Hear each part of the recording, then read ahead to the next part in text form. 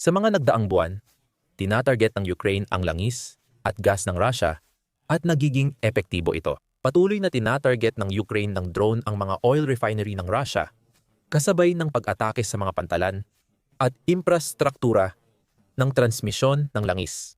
Ngayon, handa na ang Ukraine na gumawa pa. Hindi nila aayusin ang hindi naman sira. Magpapatuloy ang pag-atake ng Ukraine sa mga refinery gamit ang bagong estratehiya na mag-iiwang lantad at dehado ang Russia. Ang lahat ng ito ay nauuwi sa mahalagang kalakal ng bawat bansa, kuryente. Noong Nobyembre 5, iniulat ni Stefan Korshak sa Kyiv Post na pinalawak ng Ukraine ang kanilang long-range na pag-atake laban sa Russia. Habang dati ay nakatuon ito sa mga refinery at sa kaso ng mga pag-atake sa Black Sea, mga barkong pandigma. Ngayon ay tinatarget na ng Ukraine ang power grid ng Russia. Ayon kay Korshak, layunin nitong magdulot ng malawak na pagkawala ng kuryente sa kanluran at timog Russia. Ang pagkawala ng kuryente ay magdudulot ng dilim at pwedeng hadlangan ang mga Ruso na mapainit ang kanilang tahanan. Ibig sabihin, ginagamit na rin ng Ukraine ang isang taktika laban sa Russia na matagal nang ginagamit ni Vladimir Putin para saktan ang Ukraine mula nang simulan niya ang kanyang pananakop. Ang unang hakbang sa malawakang planong ito ng pagkawala ng kuryente ay simple lang. Tanggalin ang mas maraming electrical substations at transformers na abot ng mga drone at missile ng Ukraine hanggat maaari.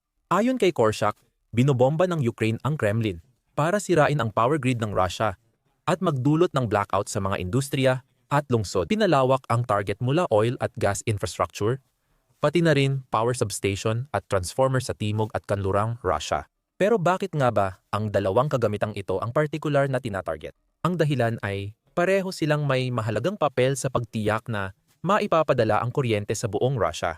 Ipinaliwanag ng National Grid ng United Kingdom ang papel ng substation sa network na tumutulong magpanatili ng kuryente sa bansa. Tinutukoy dito na ang substasyon ng kuryente ang nagko-convert ng kuryente sa iba't ibang boltahe. Mahalaga ito para mapanatiling tuloy-tuloy ang kuryente sa bansa at maipamahagi sa mga lokal na rehiyon at ari-arian. Sa loob, may mga espesyal na kagamitan sa mga substasyon na tinatawag na mga transformer na siyang umahawak sa pagpapalit ng boltahe. Karaniwan, dalawang uri ng substation ang nasa grid ng kuryente. Ang mga transmission substation, gaya ng ipinahihiwatig ng pangalan, ay kung saan pumapasok ang kuryente sa transmission network. Karaniwan silang matatagpuan malapit sa mga pangunahing pinagkukunan ng kuryente at nagsisilbi silang mga junction kung saan nagkakabit-kabit ang iba't ibang electrical circuit na tumatawid sa buong bansa. Ang isa pang uri ng substation ay humahawak ng distribusyon. Karaniwan, binababa ng mga substation ang boltahe ng kuryente bago ito gamitin sa mga bahay, negosyo at iba pang nangangailangan. Kung wala ang mga ito, ang kuryenteng ipinapadala sa buong bansa ay magkakaroon ng sobrang taas na boltahe na maaring makasira sa anumang isinasaksak. Kung gumamit ka ng low voltage na aparato sa high voltage na bansa, malamang alam mo na ang epekto nito. Pumuputok, nababasag, minsan nasusunog.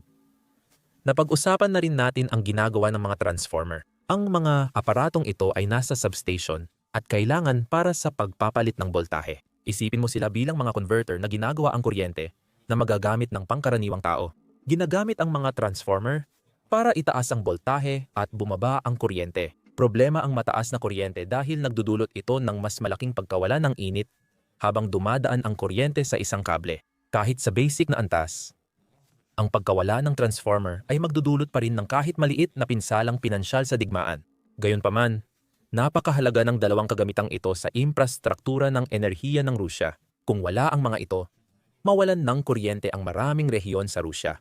Kaya, bumabalik tayo sa bagong estratehiya ng Ukraine. Hindi opsyon para sa Ukraine ang atakihin ang mga pasilidad ng kuryente ng Rusya dahil mahigpit ang seguridad sa mga pasilidad. Mas malaki ang tsansang mapabagsak ng Rusya ang mga drone ng Ukraine. Mga 18% ng kuryente sa Rusya ay mula sa nuclear power. At plano nilang palakihin pa ito sa hinaharap. Hindi makatarungan para sa Ukraine na magdulot ng nuclear na sakuna para lamang mag-blackout sa Rusya. Tinatarget nila ang mga substation at transformer, mga pangunahing bahagi ng energy grid ng Rusya na nagdadala ng kuryente. Madalas at malakas, tamaan ng Ukraine ang mga infrastruktura rito nitong mga linggo. Ang huling ulat ukol sa mga pag-atake ay iniulat ni Militani noong Nobyembre 5. Tinarget ng mga drone ng Ukraine ang Vladimirskaya High Voltage Substation sa rehiyon ng Vladimir noong gabi ng ika-4 hanggang ika-5 ng Nobyembre. Lumabas ang mga video mula sa lugar ng atake na nagpapakita ng direktang tama ng Ukraine sa target. Isa sa mga video na ibinahagi ni Militani ay tila isang recording ng isa sa mga drone ng Ukraine na tumatama sa substation.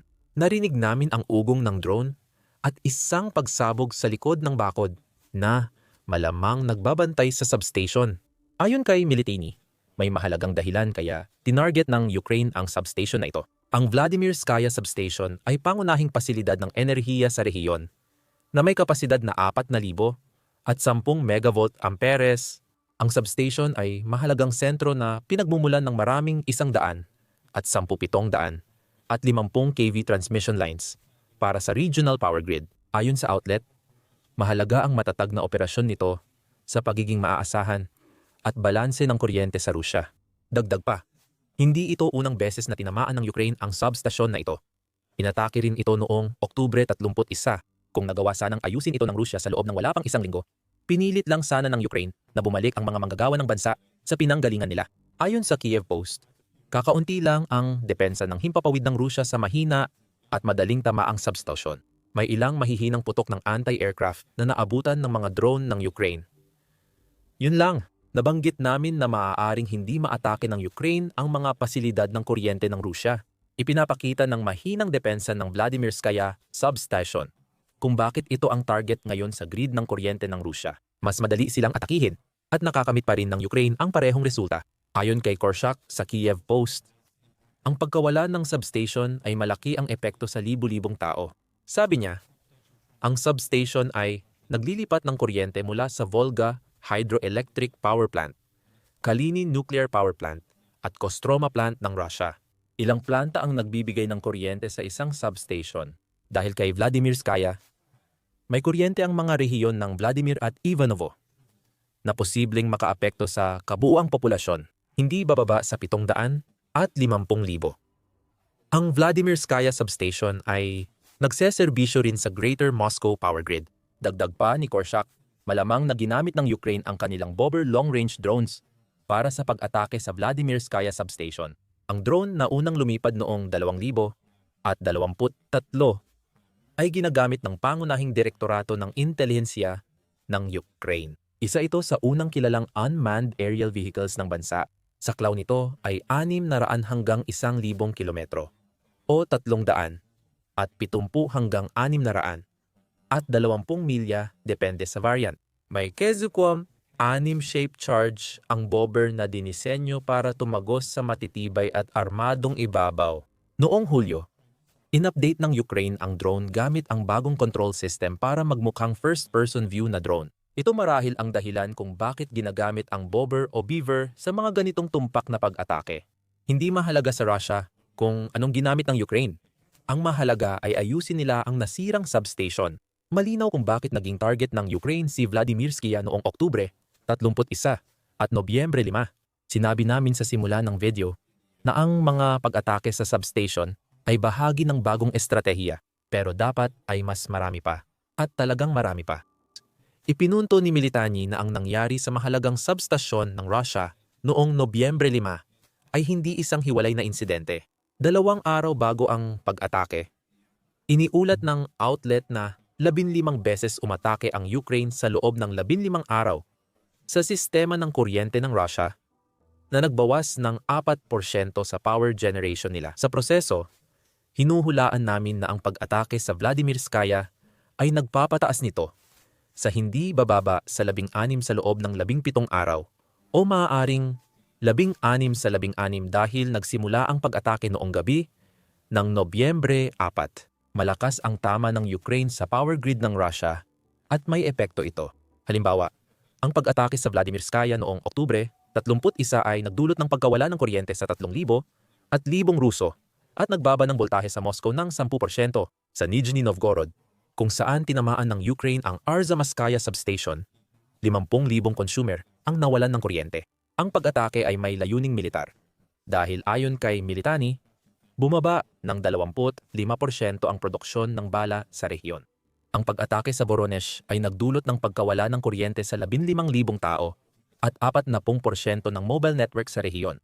At muli, nakikita natin ang epekto. 10,000 mga Ruso ang nawawalan ng access sa kuryente araw-araw. Lahat ito ay dahil sa bagong estratehiya ng Ukraine, gaya ng nabanggit namin tungkol sa mobile network. Hindi lang blackout ang epekto ng kanilang pag-atake. Sa Donbas, ang pag-atake ng Ukraine sa sariling substation ay nagdulot ng 50% bawas sa supply ng tubig at pagkawala ng kuryente sa rehiyon. Nagkaroon ng brownout sa mga lokal na paliparan sa Rostov na sanay nakaapekto sa paglipad ng mga eroplano sa isa pang pag-atake.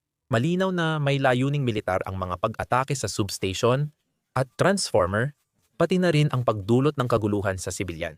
Gusto ng Ukraine na ipadama sa mga mamamayang Ruso ang tunay na kalagayan ng digmaan sa pamamagitan ng mga pag-ataking ito. Ngunit ginagamit din nila ito upang pahinain ang kakayahan ng mga puwersa ng Russia sa harapan at maging sa likuran.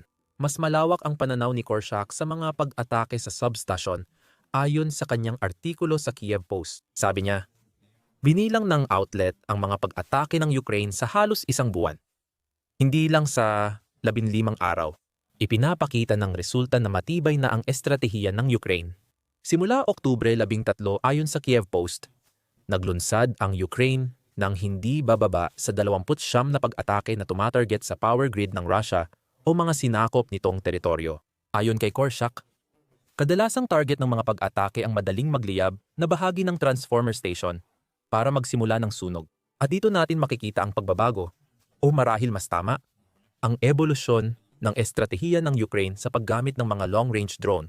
Gaya ng nabanggit sa simula ng video, ginamit ng Ukraine ang Agosto hanggang Oktubre sa pagtama sa kapasidad ng Russia sa pagdadalisay ng langis. Mamaya, tatalakayin natin kung gaano kaepektibo ang mga pag-ataking iyon. Pero ang mahalaga ngayon ay naging prioridad ang ganitong mga atake. Paano natin ito nalaman? Ayon kay Korshak, 10% lang ng drone attacks ng Ukraine noong Agosto at Setyembre ang tumarget sa power grid ng Russia. Karamihan sa mga drone ay nakatarget sa mga refinery, unit militar, at production ng Russia.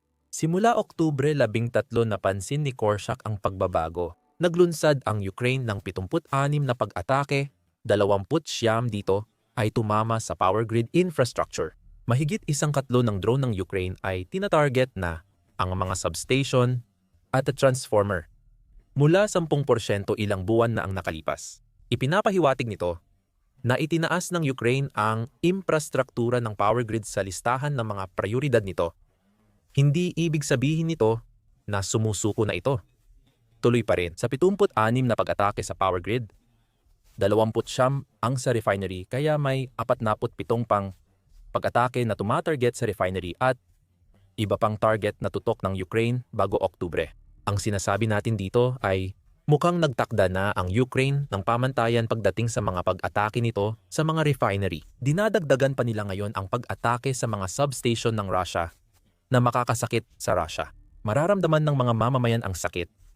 Lalo na't hirap na sila sa epekto ng pag-atake ng Ukraine sa mga refinery ng langis ng Russia.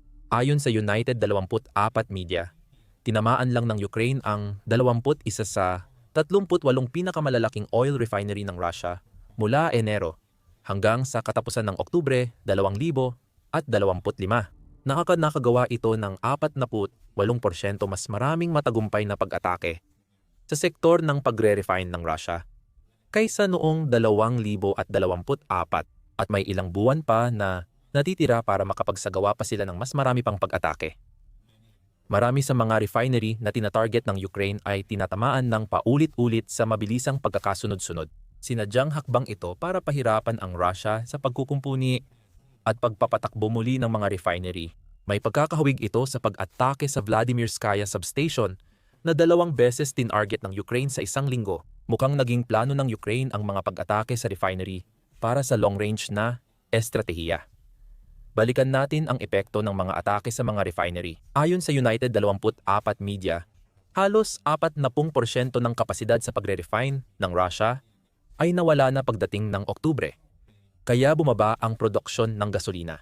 Iyan ang ginagawa ng mga refinery. Kinukuha nila ang krudong langis at ginagawang mga produktong magagamit tulad ng gasolina at diesel. Nagresulta ang pagkawala ng supply sa pagtaas ng presyo ng gasolina at pagbagsak ng benta ng gasolina sa buong Russia.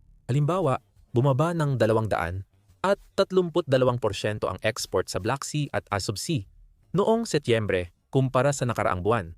Kaya, ang mga welga sa refinery ay tumatama kay Putin sa kanyang bulsa. Ang totoong panganib ng mga welga sa kapangyarihan ng leader ng Russia ay dulot ng epekto nito sa mga mamamayan ng Russia. Bukod sa pagtaas ng presyo, may limitasyon na rin ngayon sa dami ng gasolinang mabibili ng mga sibilyan sa ilang rehiyon ng Russia. Ayon sa The Insider noong Nobyembre 3, binigyang diin nito ang malawak na kakulangan ng gasolina sa Russia. Naganap ang mga welga kasabay ng mataas na demand at maintenance sa ilang planta sa Russia. Kaya nagkaroon ng matinding kakulangan ng gasolina sa buong bansa. Ayon sa ulat, halos 60 rehiyon sa Russia ang naapektuhan ng pagkaantala ng supply ng gasolina. At ang inangking Crimea ang nakararanas ng pinakamatinding kakulangan. Nagpatupad ang awtoridad ng 20 litong limit bawat tao.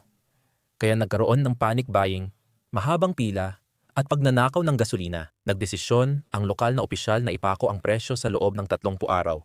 Ngunit hindi kaagad maaayos ang kakulangan. Sa katunayan, ang mga pag-atake ng Ukraine sa mga refinery ay nagdudulot pa ng mas malaking pinsala. Iniulat ng Moscow Times noong Nobyembre 4 na maaaring magkaroon ng malaking problema sa merkado ng jet fuel ang Russia dahil sa mga buwan ng pagkaantala ng supply dulot ng pag-atake ng Ukraine sa mga refinery. Niluwagan ng Russia ang mga rekisito sa produktong langis ng mga refinery para mapatatag ang lokal na merkado sa harap ng kakulangan ng gasolina. Kasama sa mga restriksyon ang pagpayag sa refinery na gumawa ng winter-grade diesel sa pamamagitan ng paghahalo ng kerosene at summer-grade diesel. Ayon sa managing partner ng pinakamalaking pribadong tagapagtustos ng gasolina sa Russia, ang Prolium, naaapektuhan ng hakbang na iyon ang jet fuel. Sabi ni Maxim Dyachenko, magkakaroon ng mga bagong panganib sa sektor ng abyasyon dahil sa solusyon ng Russia at malamang na tumaas ang presyo ng jet fuel. Sa bawat pagsubok ng Russia na ayusin ang problema, mas lalo lang itong lumalala. Dahil ito sa matagalang estratehiya ng Ukraine sa mga nakaraang buwan, naharap ang mga tao sa Russia sa kakulangan ng gasolina at pagtaas ng presyo. Posibleng tumaas din ang pamasahe sa eroplano. Kung tama si Dyachenko, maraming problema na ang Ukraine na idulot sa Russia sa estratehiyang target ang mga refinery at tatanggan, palibon ng idagdag ay ang pagdami ng mga pag-atake sa mga substation.